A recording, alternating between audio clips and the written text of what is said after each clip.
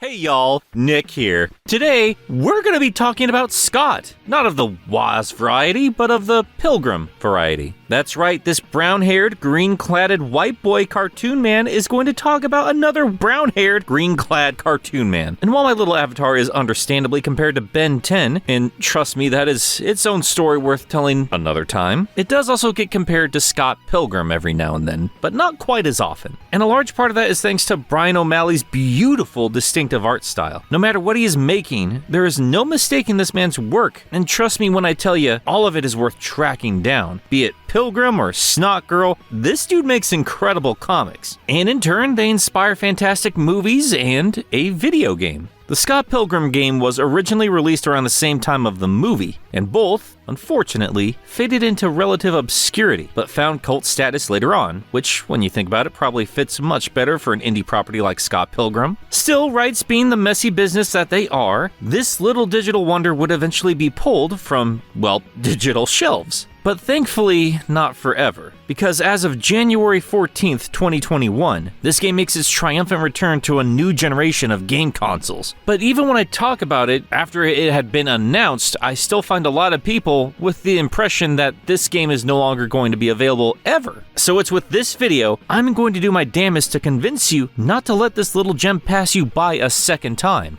This is Unapologetic, where we talk about the good in good games. Scott Pilgrim vs. the World is, quite simply, a classic side-scrolling brawler with some mild RPG elements, following the events of the Scott Pilgrim story, where we see the title character battle and conquer 7 evil exes to win the hand of his love interest, Ramona Flowers. The story is based off of video game nonsense, so obviously it fits snugly into an actual video game, and throwing it into a brawler was probably the best option to take. They do sprinkle in other gaming elements in terms of background or item references, overworld maps, and again, the RPG elements. This game wears its references on its sleeve, but not only pays it respects, but does them justice in its own right as a video game. While the references are absolutely a central part of the identity of the game, hell, the entire property, there's still enough here to make it stand out on its own. Let's finish up talking about the gameplay before we move on to any other element about this game. Like I said, it's a beat 'em up. It's straightforward gaming goodness. You take your character and punch people in the face until they fall down to get to the end of the stage and take on a boss. And it feels real good. Controls are quick and responsive, combos are simple yet satisfying, and the evil X's make for some fantastic boss fights. But there were some things I had forgotten about after all these years, and I started off with a brand new, fresh character who was at level 1. Because I gotta tell ya, there was some BS I was not super happy with. First level's fine and all, but it felt like it lasted forever. And then the second level just felt cheap as hell. There were these stupid dinosaurs that would just sit down forever and then stamp around and then run into you and there's nothing you could do about it. And these stupid aliens and their stupid lasers. And then when your character falls down, he's just gotta take a nap. I mean, I guess it's a good time as any, right, buddy? I really hated these pauses in the action. And it would stun my character to the point where he would get hit by something else that was happening on the screen. Not to mention all these throwable objects that are in every level and are all over the place. Some of them can just ricochet off you and just cause plenty of obnoxious damage. But that was only at first, because again we have RPG elements at play here, and those come in the forms of leveling up and buying things out of shops. And you pay for these upgrades from the coins you collect from the many people you mug across town. This will, of course, cut down on the difficulty of the game, but I'll be honest, I was kind of fine with that. I didn't really want to break a controller completing a game like this. By the end of the game, they have a lot of workarounds for some of these more obnoxious things, like say your enemies that fall down and just stay laying down. You eventually unlock an ability that allows you to just lean down and start punching them in their face. That does feel a little cheap in hindsight, but I gotta tell you, it's very satisfying. Come here, and leveling up only goes so far. I believe you only go to level 16, and each level gives you a new move to unlock. And they're all super easy to remember. This isn't a fighting game, this is a brawler. So you got like up triangle, down triangle, or whatever your corresponding controller is. And outside of that, the shops will get you things that regenerate life, or will give you a nice little snack that you can chow down into once you've drained all of your heart points. Or in the case of a couple of secret shops, you can just literally buy the stats you need to bust this game down. And I gotta tell you, it's really not that hard to do. You grind the first level a couple of times and you can unlock literally all the stats you need to really mess this game up.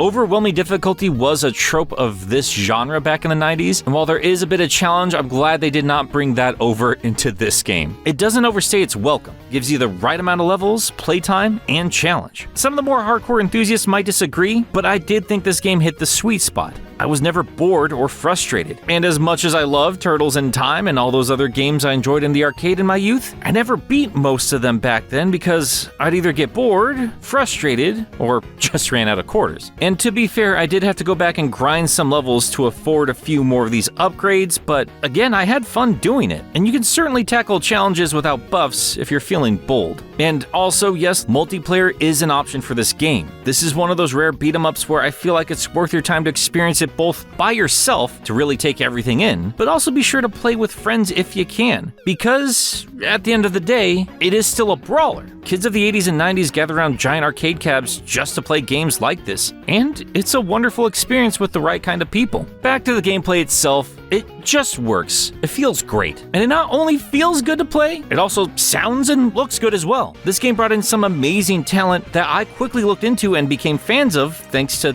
this one game. As you can see on your screen, this game has a beautiful, unique, stylized art direction, all thanks to pixel artist Paul Robertson, who has a pretty extensive resume. He's worked on Shantae, Mercenary Kings, an episode of Gravity Falls, and Barbie? Huh. Okay, I guess I'm tracking down some Barbie games. Cool. It kind of bums me out that his name is not a little more prominent than this. I think Scott Pilgrim is the only time he had an art director credit on his resume, and he knocked it out of the park. And that's extra interesting because it sounds like Scott Pilgrim was not a pleasant experience. Robertson did an interview with The Verge describing the time with Ubisoft Montreal as being something of a nightmare. Poorly managed, team wasn't qualified for the work they were doing, and they weren't given the necessary tools to get the job done. And they didn't even finish the project in-house. It was shifted over to China, with Paul having to finish his work remotely. He even went on to say he was surprised the game turned out as well as it did. Game development is not a walk in the park on any level, even on smaller projects like this. Thankfully, the game did turn out good, and Paul's work really helped it stand out. And it also pairs wonderfully with O'Malley's original designs. You really could not ask for a better matchup here. This was all accompanied by a glorious soundtrack put together by the wonderful Unapologetic. I don't know if I've said that right, but I did write the name down on the script without looking it up, and turns out I spelled it correctly on the first try, so I'm really proud of myself, guys. If you're a fan of old school game music and you have not heard of these guys, be prepared to obsess over their work. It is fantastic.